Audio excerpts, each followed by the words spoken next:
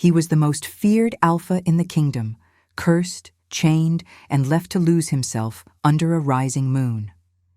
And the only person he trusted was the healer they exiled to keep her far from him. But when assassins came to finish what the curse began, she stepped between him and death, and her touch shattered every chain they'd forged around his soul. The carriage wheels had stopped grinding against stone some time ago.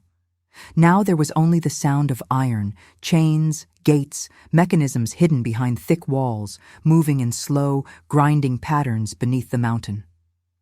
Clara kept her hands folded in her lap so the guards wouldn't see them tremble, not from fear, from restraint. Magic itched along her fingers, familiar and unwelcome, the way it always did when someone tried to wrap silence around the truth. The lift shuddered as it climbed, hauling her and 3 armored men up through the narrow shaft carved into the spine of the peak. Torchlight flickered over black rock, catching on veins of silver that ran like scars through the stone. "Keep your head down when we pass the upper hall," one of the guards said. His voice echoed more than it should have in the tight space. "The warden doesn't like to be looked at." Clara didn't bother to answer. She had learned long ago that people who made rules like that weren't interested in conversation. She'd been brought here without a choice. Summons delivered by a courier wearing the king's crest, writ sealed in black wax. A simple message, written in a hand that did not waste ink. You will travel to the Ironspire Keep. You will obey their orders. You will heal who they put before you. A line beneath, pressed hard enough to tear the page. Refusal will be treated as treason. They hadn't needed to threaten her with that last part. Exiles were not granted second chances. The lift jolted to a stop.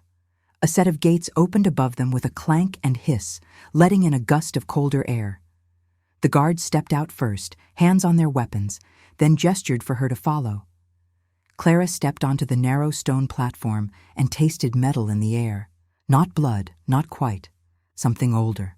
The corridor beyond was hewn straight from the mountainside, walls smooth, ceiling low enough to make even average men look tall and cramped. Torches burned steady in iron brackets, their flames a steady, unnatural blue that did not smoke.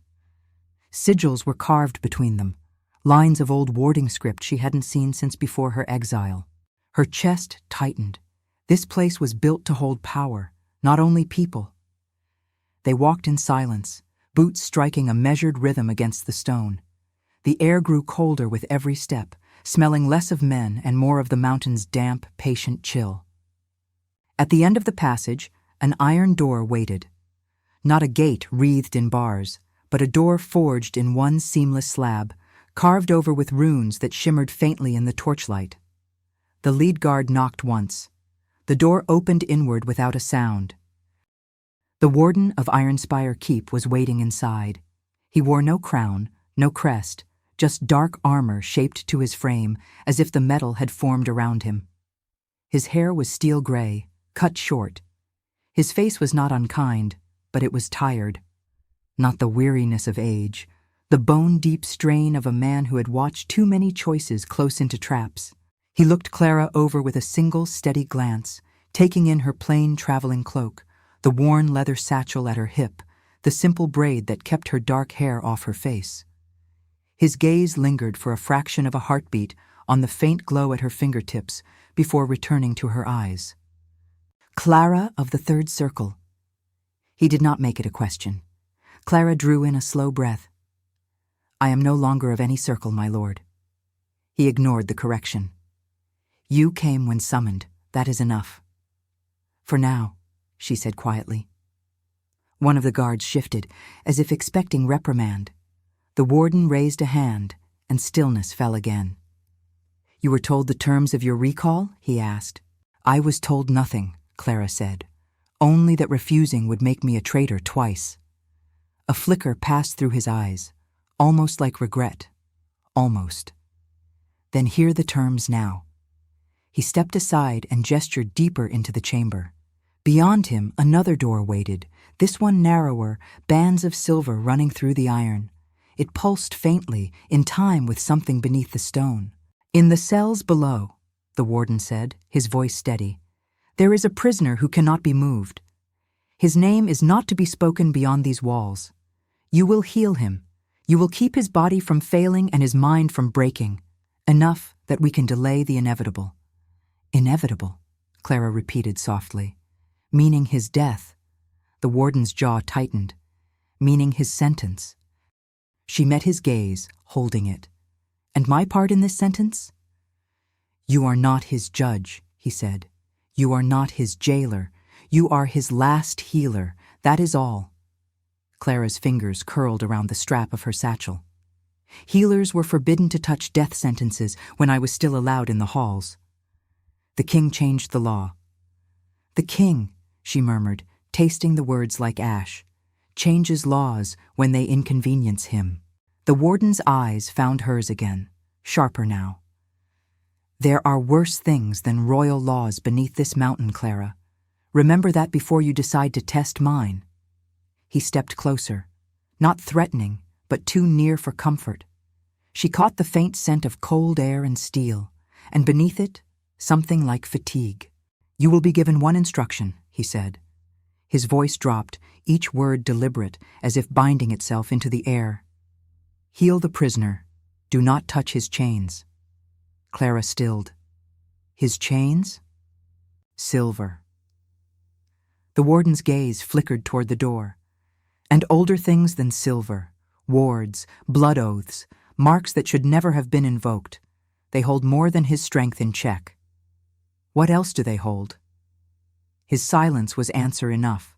A shiver ran, not along her spine, but deeper, where instinct lived. "I heal with touch," she said. "You know that. You will find ways to work around what you cannot touch." "And if I can't, then you will have failed," the warden said simply. "And he will die sooner, not later." Clara let out a slow breath, misting in the cold air. "Why me?" He studied her for a long moment, as if weighing what truth could be given to someone already cast out once. "Because," he said at last, "every healer we tried before you could not stand to be in his presence long enough to do their work. Some fled. Some lost control of their own gifts. One tried to free him." His gaze hardened. She did not succeed. Clara's stomach cooled. "And you think I'll fare better because I was, what, reckless enough to be exiled?" "Because you were born with more discipline than most of my officers," the warden said. "You held to your principles even when the king told you to break them. That is why you were cast out. It is also why you are here." The words landed like a stone in her chest. She had not expected to hear anyone say that out loud again. Without waiting for her answer, the warden turned toward the inner door. "He is bound now, fed. The moon is still below the horizon. You will not be in immediate danger." The smallest of pauses. "Assuming you heed my warning." "And if I don't?" Clara asked. He looked back at her. "Then whatever happens to you will not be on my conscience." The guards moved to stand at either side of the door. The warden placed his palm flat on the metal. Runes flared to life beneath his hand, a low hum filling the room, something between a growl and a sigh. Locks clicked, one after another, deep inside the door's frame. "Once you're below," he said quietly, "there is nowhere to run that he cannot reach faster than you. Remember that." "That's a curious reassurance," Clara murmured. "It wasn't meant to reassure you." The door opened. Cold air washed out, carrying a scent that was not quite human. Clara stepped through. The door closed behind her with the finality of a verdict. The stairwell spiraled down, torches set into the stone at intervals, their blue flames burning cold and steady. The deeper she went, the more the wards pressed against her skin, layers upon layers of old magic, not crafted with a healer's patience, but hammered into the rock with brute force and desperation. By the time she reached the bottom, the wards had settled into a steady vibration in her bones, like standing too close to thunder that never ended. The corridor at the base was narrower than the one above, the ceiling lower, forcing even Clara to duck a little. To either side, cells yawned, some empty, some holding shapes huddled in shadow. A few lifted their heads as she passed, eyes glinting, following the movement of her cloak. But there was no sound, no plea, no rattle of hands on bars. Every cell door she could see was layered in the same iron-silver weave, runes carved deep. Whatever was held here understood that nothing short of apocalypse would get them out. Her steps slowed as the corridor turned a final corner. The air changed, heavier. One more door waited at the end of the hall, separate from the others, set back into the mountain as if the stone had tried to swallow it and failed. Chains were bolted into the walls around it, not to hold the door shut, but as if they had been needed once to reinforce it from the outside. Some hung loose now, slack and dark with age. A single lantern burned beside it. The flame was not blue like the others. It burned white, pure and steady. A purification flame. She'd seen them in old texts from a time when magic and steel had gone to war with each other openly. Clara stopped in front of the door and laid her hand against the stone beside it. Not the metal. The rock. "Show me," she breathed. Her magic stirred, reluctant, then flowed from her fingertips, thin and controlled. She did not push hard. She simply listened. For an instant, the stone remembered. Pressure, rage, a force tearing against its confines, so powerful it felt like the mountain itself would split. Chains singing as they pulled taut, wards flaring so brightly the rock burned with them. Then, silence. Not peace. Contained violence. Clara opened her eyes. Her heartbeat had quickened without her realizing it. She stepped back from the door and drew in a slow breath, steadying her mind. She had seen men snarl with grief, wolves crazed by the moon, soldiers poisoned by fear. None of that had felt like this. This was not simple madness. "Enter." The voice came from beyond the door, low, roughened, commanding without need for volume. Clara went very still. She hadn't heard any footsteps, no clink of chains, no shift of weight. "Enter," the voice repeated, quieter now. "If you're going to."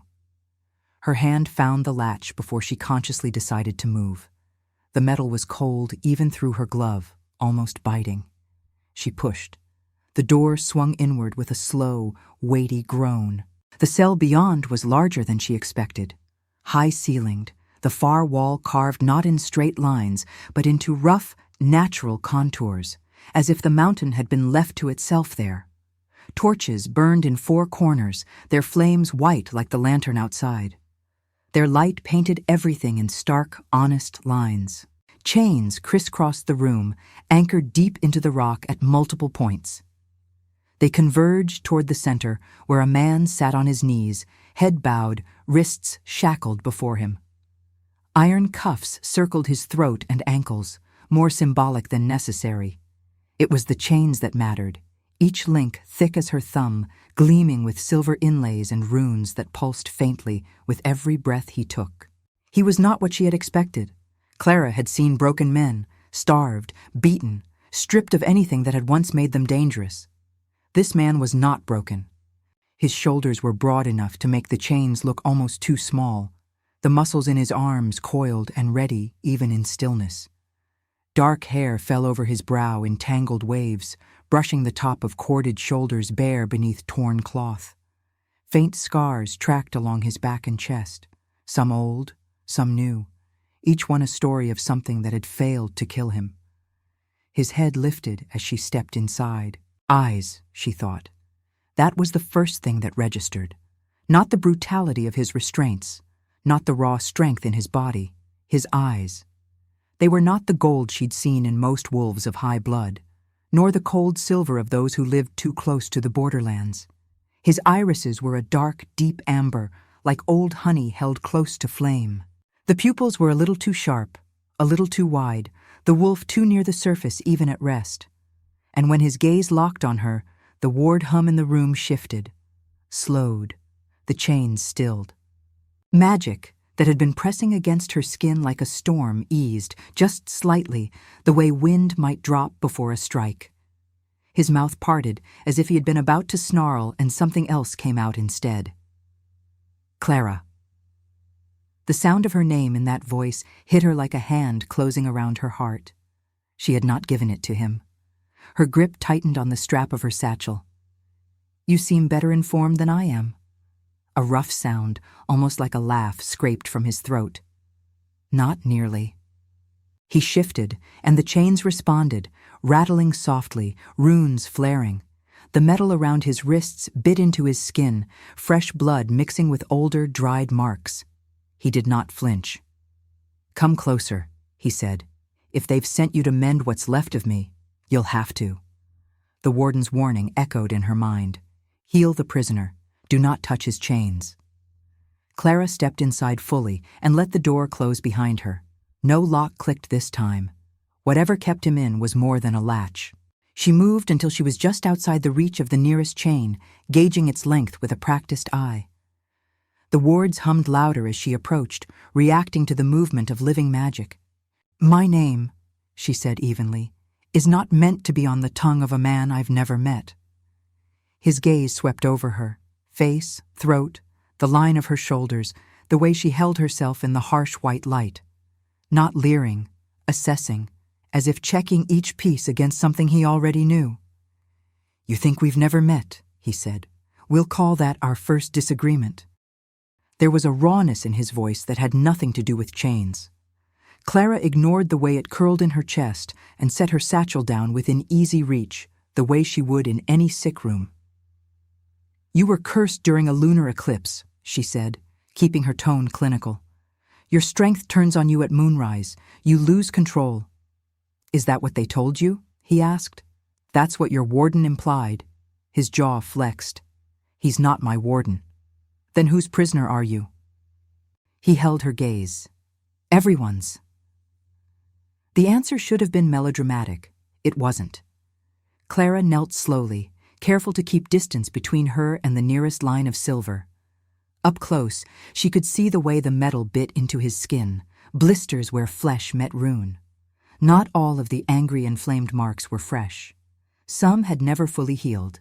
She extended her hand, letting her magic rise to the surface, a faint glow limning her fingers.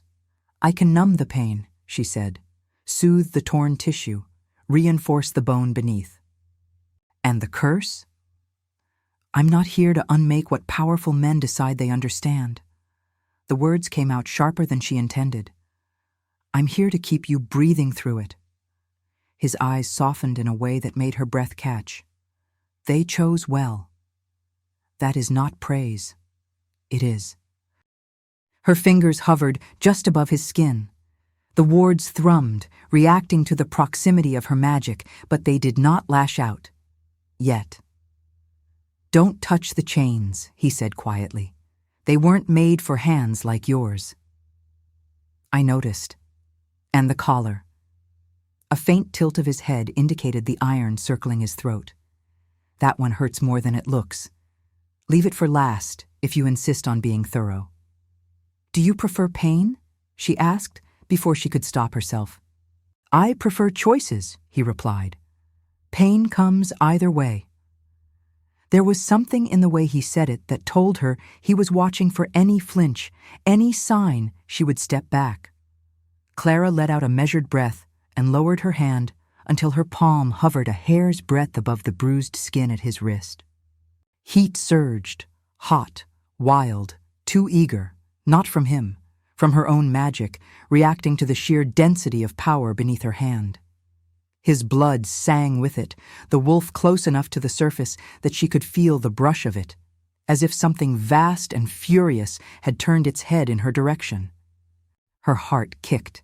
She forced her breathing slow and steady, teeth set lightly against each other. "You're shaking," he murmured. "It will pass," she said. "You're not afraid." It wasn't a question. "No." "Then what is it?" She could have lied. He would have known. "Too much power in one place," Clara said. "The body is an untidy vessel for this much of it. My magic doesn't like chaos." And am I chaos?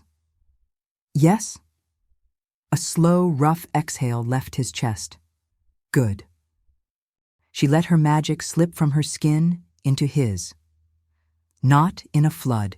She had learned the hard way what happened when a healer gave too much too quickly.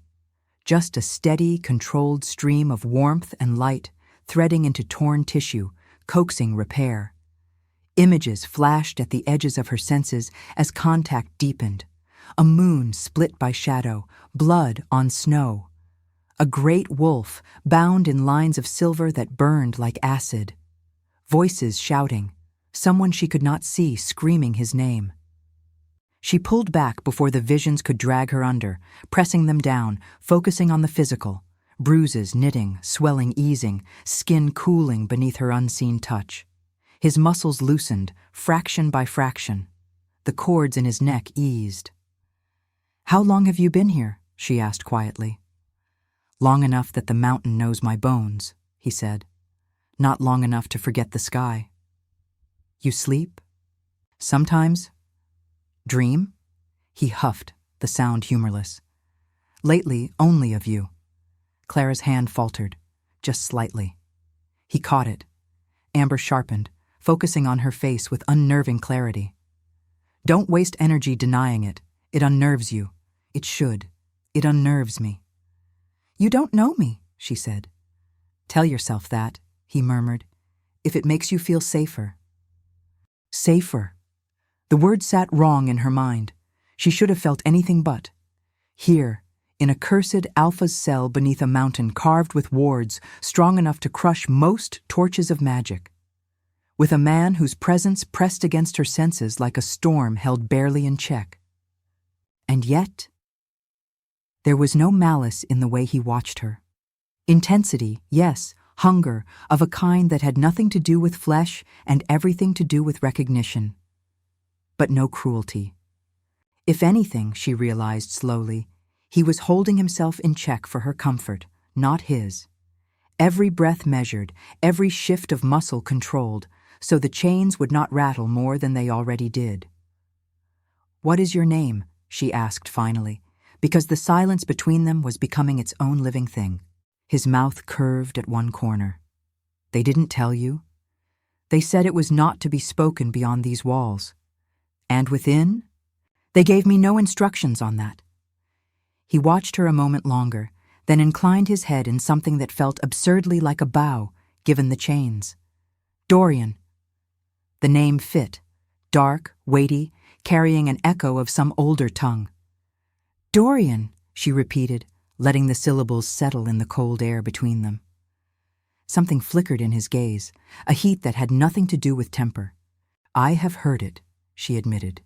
"Whispers, rumors, the Alpha who lost his mind under the eclipse, the beast in chains beneath the king's favorite fortress, the warning they tell children when they talk of what happens when a wolf thinks himself above the moon."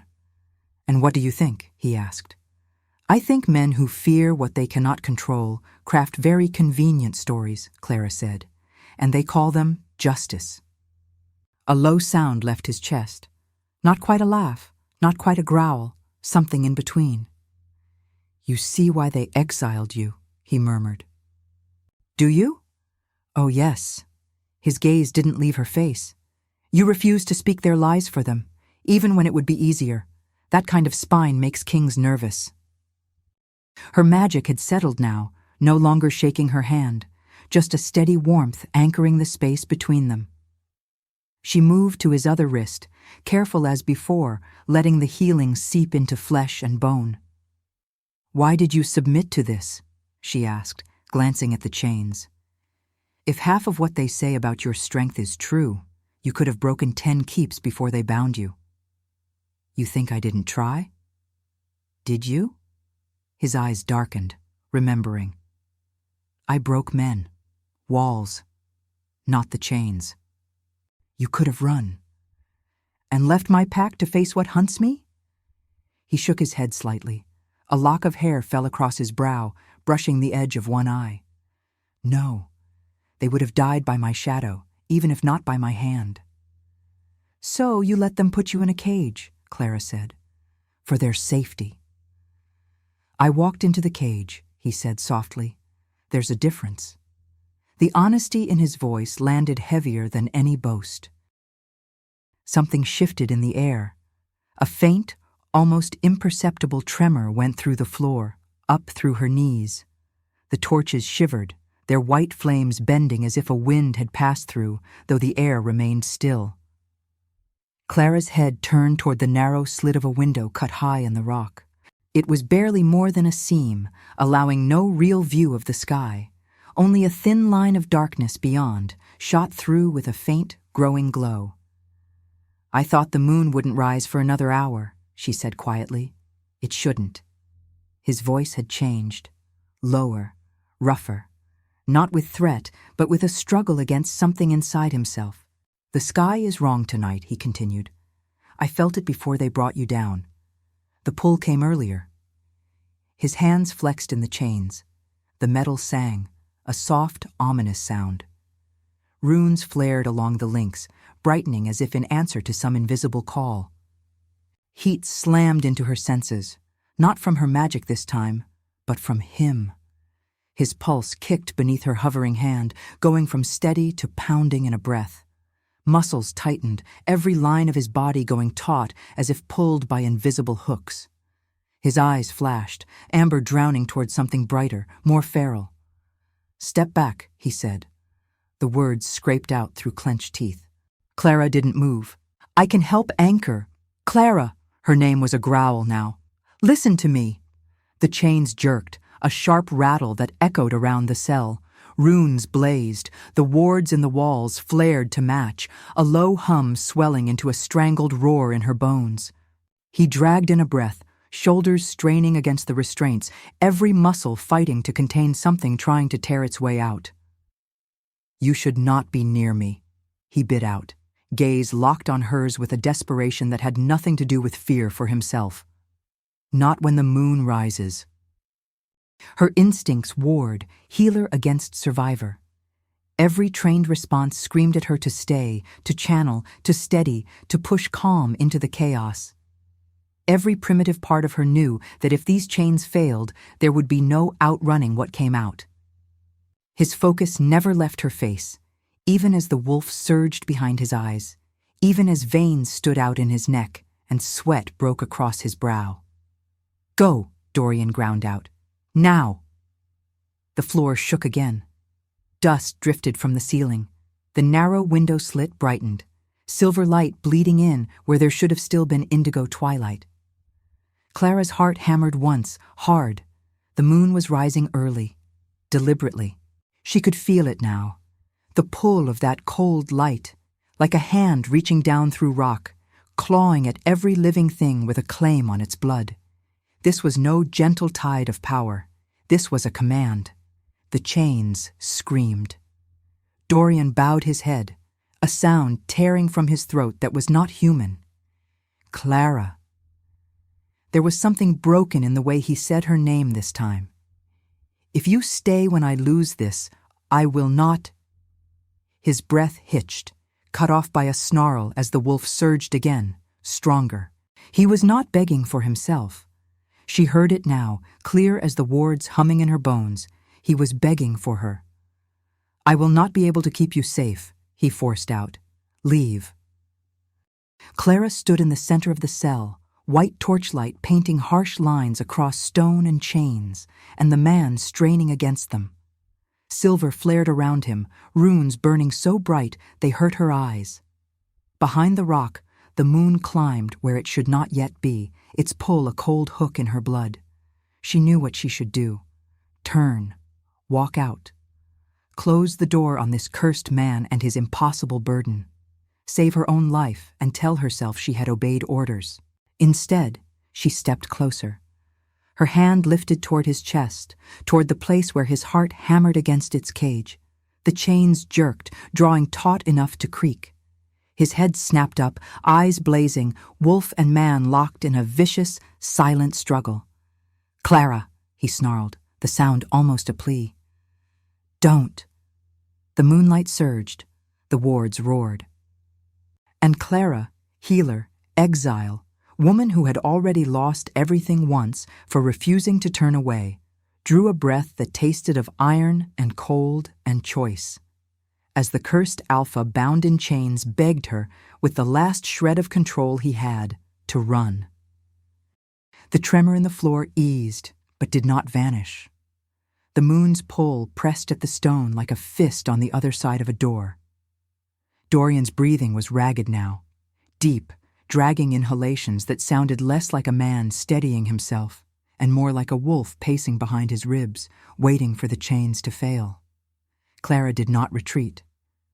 She moved closer, slowly, palms open so he could see every inch of her approach.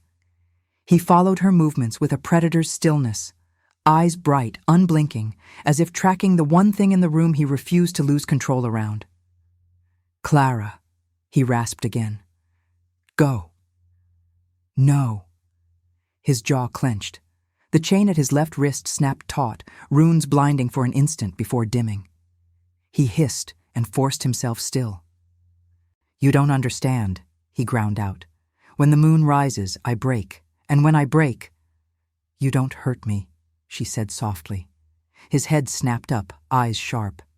"You think this is a matter of will?" "I think," she murmured, stepping into the circle of white torchlight around him, "that you have more control than you want anyone to believe." Something flickered in his gaze, anger, disbelief, and something older, something like grief. But her nearness steadied the air. The wards no longer roared against her skin. They hummed, tense but contained, as if testing her. Clara lifted her hand again. "Don't," he choked.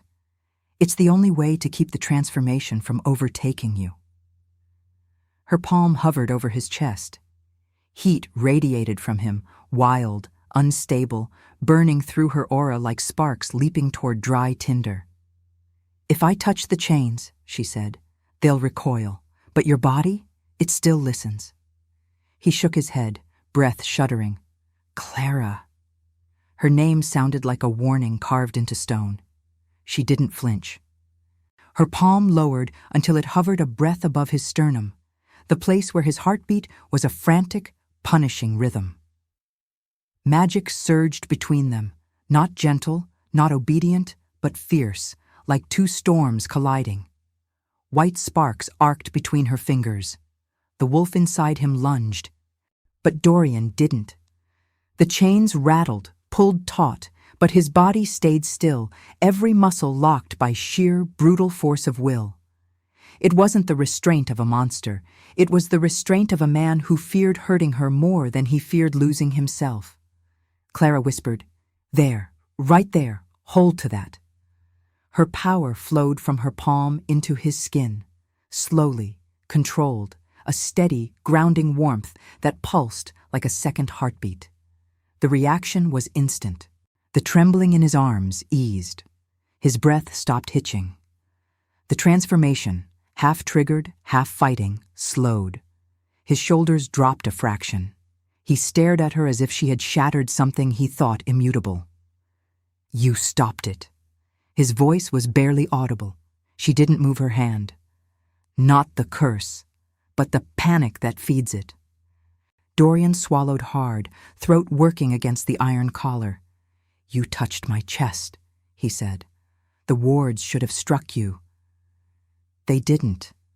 His eyes darkened. Not wolf, not man. Something between awe and fear. "They've never allowed that with anyone," he murmured. His gaze flicked to her hand, still resting over his heart. "Why you?" "That's what I intend to find out," she said quietly. She worked in silence after that, real healing work, though it felt nothing like tending to wounds above ground. Her magic had to slip carefully between chains of silver, avoiding runes etched from older languages. Every time she edged too close to a carved sigil, the metal sparked and hummed in warning. And every time it happened, Dorian flinched, not from pain, but from the fear that it would strike her. "You're afraid for me," she said softly. His jaw tightened. "Chains don't care about intent." "But you do." His eyes lifted, meeting hers without hesitation. "Yes." Heat rolled through her chest, steady, dangerous, grounding. Not desire, not yet. Recognition. Something old, something inevitable. Clara shifted her hand to the bite of metal digging into his forearm. He stiffened. Careful. I know, she murmured. I'm not touching the chains. You're close. And you're warning me again, she said, even while fighting the curse.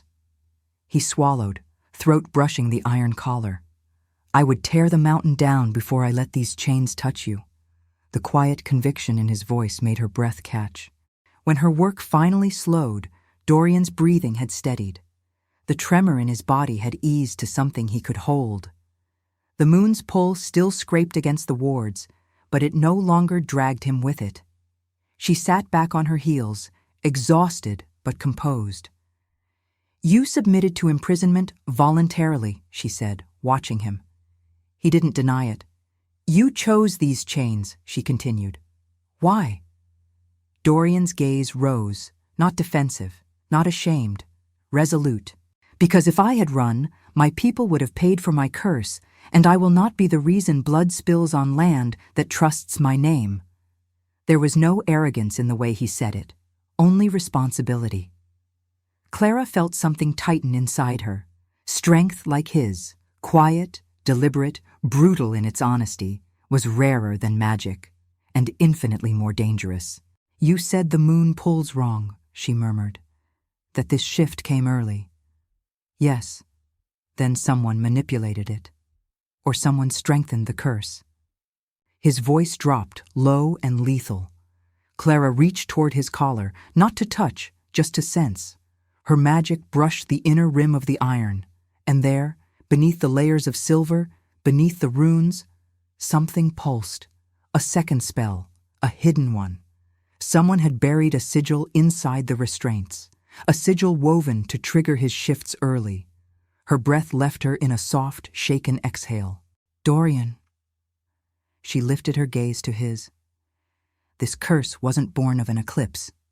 He stared at her, reading her expression, seeing the truth before she spoke it. What did you find? His voice was a growl now, not at her, at whoever had done this. A crafted seal, she whispered, hidden, intentionally. Someone augmented your curse. He didn't blink, didn't breathe, just closed his eyes once, a slow lowering of lashes that looked more like a wound than a gesture. And you can sense it, he murmured. Of course you can. Clara didn't understand what he meant, not yet. But she knew this.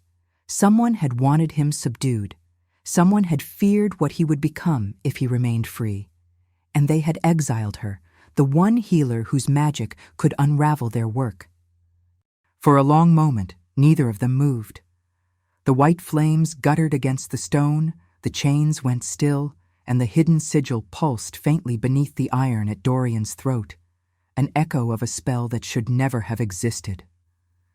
Clara felt the weight of it, not just in the wards, but in her bones.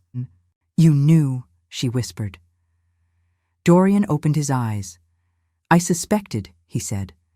But suspicion is not proof. And proof? His gaze flicked to the collar. Proof means betrayal. The word seemed to vibrate through the cell, low, dangerous, unavoidable. Clara pushed to her feet, exhaustion dragging at her limbs but not her resolve. She paced once, slow, deliberate, letting her mind settle into the rhythm of movement. You said something before, she murmured, about choices. Yes. You said you walked into the cage. I did. And yet someone strengthened the curse after they bound you. She turned to face him. Someone wanted you trapped, with no chance of regaining control. His jaw tightened, the faintest tremor moving through the chain at his wrist. The High Council, he said, or someone close to it. They argued for execution the night they brought me here. Execution, Clara repeated. Not containment. They never wanted containment, Dorian said quietly. Containment was my Alpha's request. The council wanted a spectacle, a warning. His mouth twisted. A cursed alpha dying under the king's decree. Nothing satisfies fear like a public death. And yet, Clara said, you chose submission, not rebellion. Because rebellion would have made their story true. She stopped pacing. He met her eyes, steady, unflinching, proud even in chains. I've dreamt of you. The words landed like a blade dropped into still water, sharp, irreversible, sending ripples through the space between them. Clara's breath caught. Dorian held her gaze, amber darkening with something dangerous but deeply human. Long before the curse, he said quietly, long before Ironspire, I saw a woman with your eyes, your hands, your voice. You stood in a room like this, stone and silence, and said my name the way you did today. Heat pricked the back of her neck, not from shyness, but from a deep instinct that what he spoke was not fantasy. And did that dream make you trust me? She asked softly. No. The chain near his shoulder shifted as he leaned forward a fraction. You made me trust you. How? His answer was immediate. You didn't flinch from my worst moment. She opened her mouth to argue. He beat her to it. Don't pretend it was nothing, he said, voice low. I have watched seasoned warriors, wolves bred for battle, collapse at the sight of what the moon makes of me. But you... A rough breath. You rested your hand over my heart and steadied the thing I fear most. Her heartbeat betrayed her, one hard, traitorous thud that echoed through her ribs. He felt it. She saw the way his gaze sharpened. I didn't steady your curse, she said, trying to anchor herself. I steadied you. His lips curved, not in mockery, but understanding. Exactly. Silence stretched, not empty, but thick, charged, humming under her skin. Clara forced her thoughts to the sigil. This mark, she said, the one hidden beneath the collar. Someone buried it deliberately, which means someone in this keep knows what it does. They know, Dorian said darkly, but they pretend they don't. Ignorance gives them a plausible excuse when the king demands answers. And the wards, their pattern is older than council magic. Someone added a foreign layer. He nodded once. The day before the eclipse. Clara stiffened. Someone prepared the curse in advance. It wasn't fate. It wasn't the moon choosing its moment. It was sabotage, a crown-sanctioned assassination disguised as divine punishment. Footsteps echoed above them. A door slammed. Voices, low, clipped, purposeful, carried through the stone. Not guards patrolling, not servants. Dorian's head snapped toward the noise, every muscle tightening. They're coming, he murmured. For you? Clara asked. For us. For a heartbeat, she didn't understand. Then, footsteps descended the stairwell. Stealthy, measured, too many. Her pulse leapt. She moved instinctively, stepping closer to him. They won't kill you before your curse lifts. They need it to look like you lost control. They don't care how it looks, Dorian said grimly. Not anymore. Chains rattled as his hands clenched. They've realized the curse is weakening around you. She stopped breathing. The sigil reacted the moment you touched me, he said. Whoever forged it felt the change. They won't risk waiting. So they're coming to finish it, she whispered. No. His gaze locked on hers, fierce, relentless. They're coming to kill me before I regain control. And they're coming to kill you because you're the reason I can. Cold washed through her, but not fear, clarity. Your exile, he said. It wasn't a punishment. It was removal.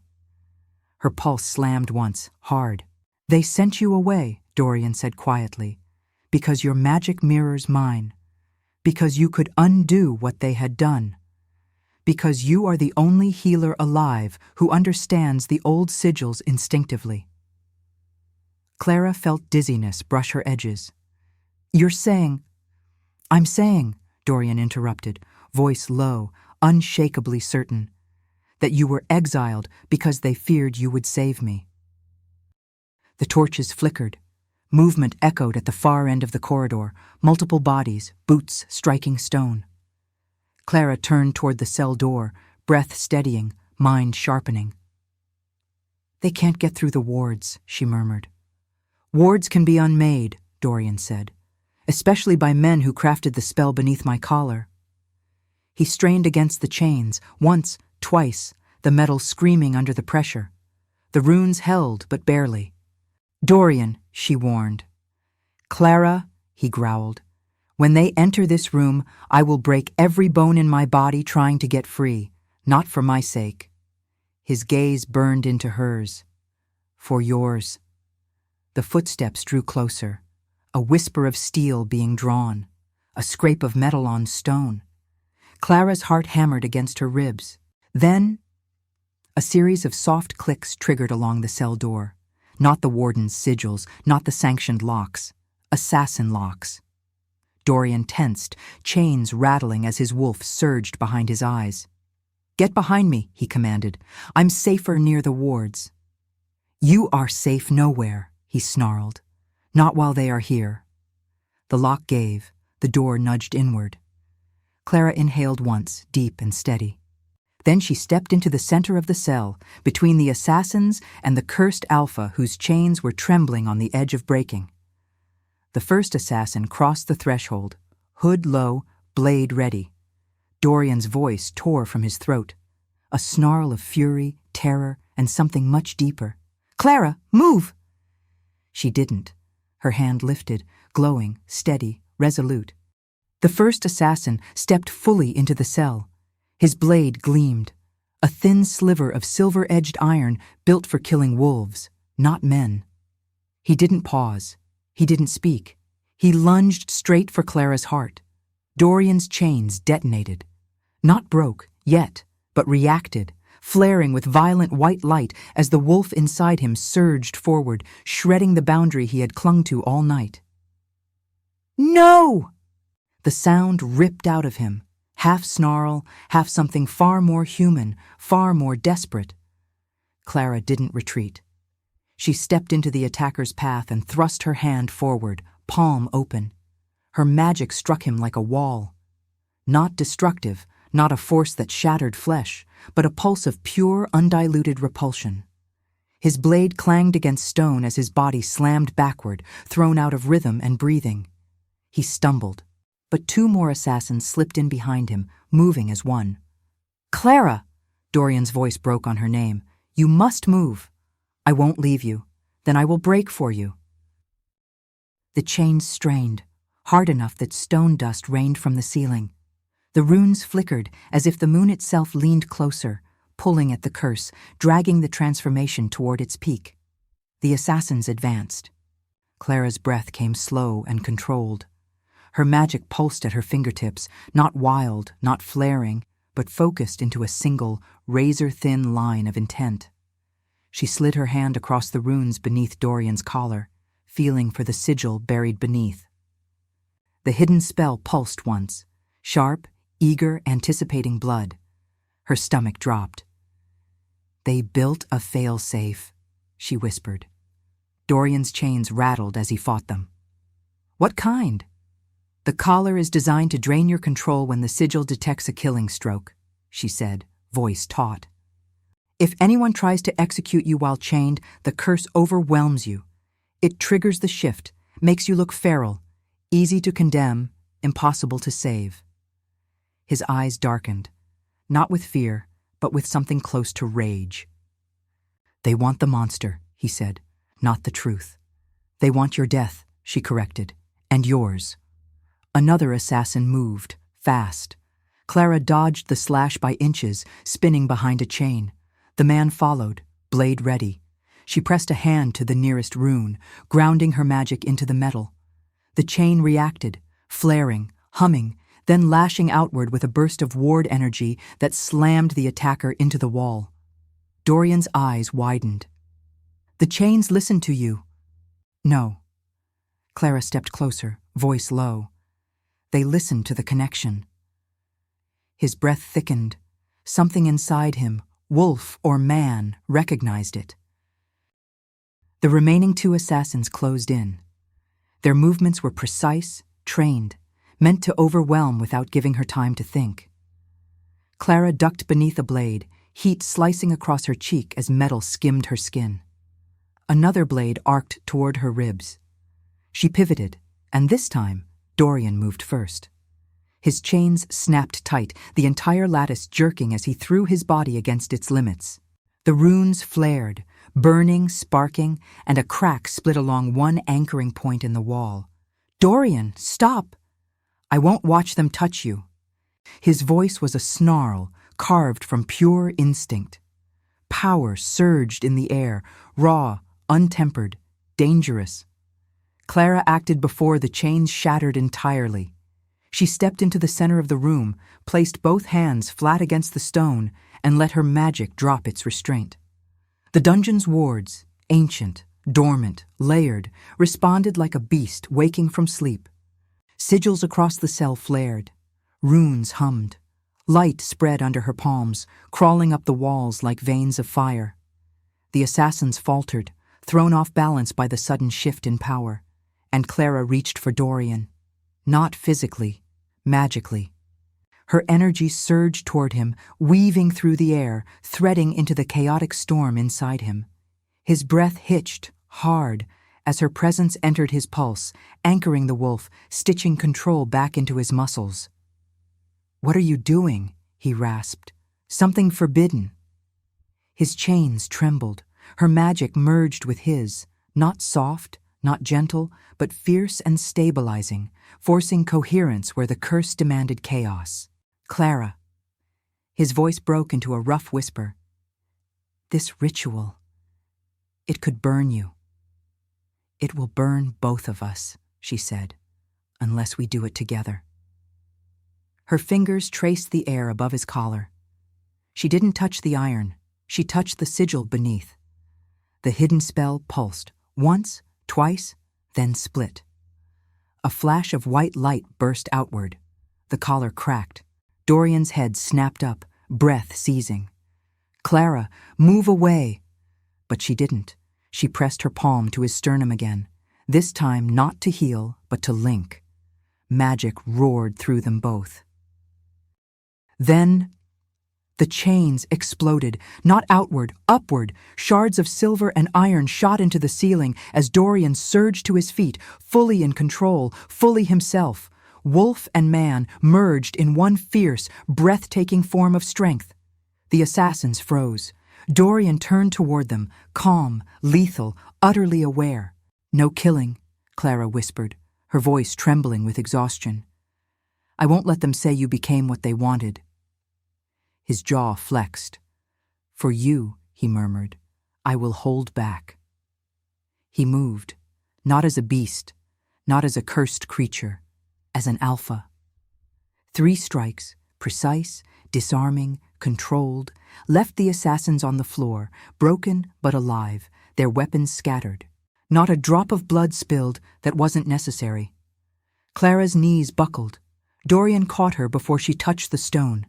His arms, no longer bound, no longer shaking, lifted her as if she weighed nothing. Her forehead pressed into the heat of his collarbone. "You shouldn't—" Her voice faltered.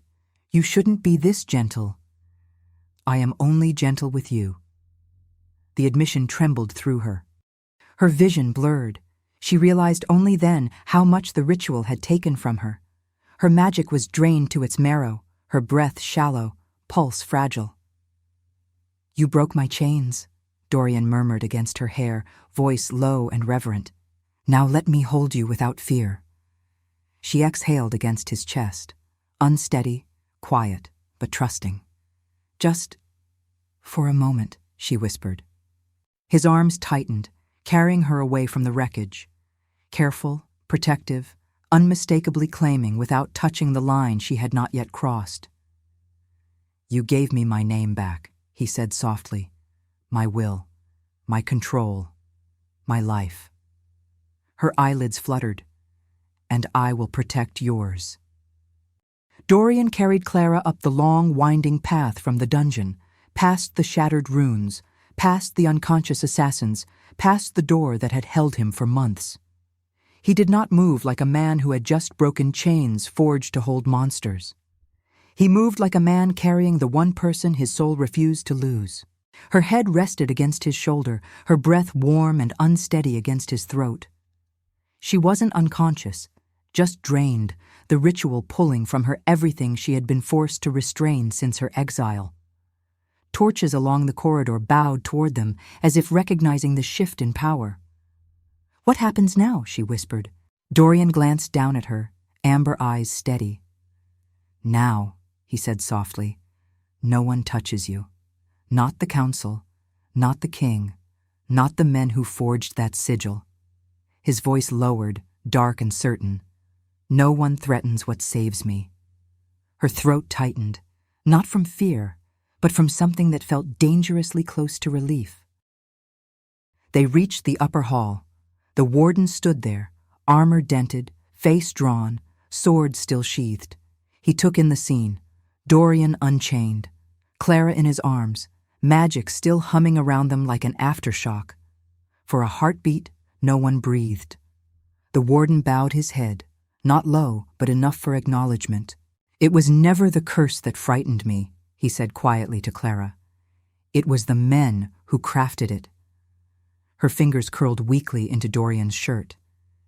"You knew," she murmured. "I suspected," the warden answered, "but suspicion is not proof, and proof often gets a man killed." His gaze shifted to Dorian. "I take it you found your proof." Dorian's jaw flexed. "We found enough." The warden stepped aside.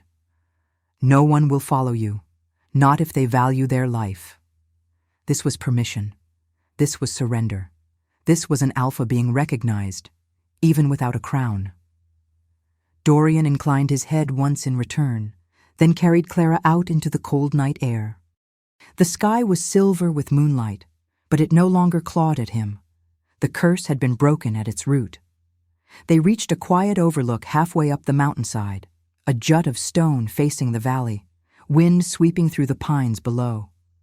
The moon hung large and bright, lighting the world in pale gold. Dorian set Clara on her feet gently, hands lingering at her waist until he was certain she could stand. She swayed once. He steadied her instantly. "You shouldn't worry so much," she murmured. He huffed a quiet laugh. "I don't worry." Then softly, "I fear." Her breath caught. "What do you fear?" His hands tightened, just slightly, just enough. Losing the woman who walked into a cursed cell and touched the heart I thought was beyond saving. The wind shifted, cool and sharp, but his presence warmed her more than any fire. Clara lifted her face, studying him. "Dorian, what do you want now?" His answer was immediate. "You." Heat rose beneath her skin, slow, persistent, undeniable. "Not because you broke my chains," he said, voice low, steady, thrown straight into the night air like a vow. "Not because you saved my life." His fingers brushed the line of her jaw, gentle despite the power coiled beneath his skin. "But because you chose me when I had nothing left to offer." Her pulse trembled. "And what do you choose?" he asked. Clara swallowed. She had been exiled, hunted, silenced, stripped of title and home.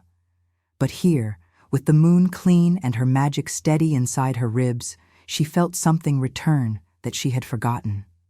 Choice. She stepped closer. Her fingers slid up the front of his shirt.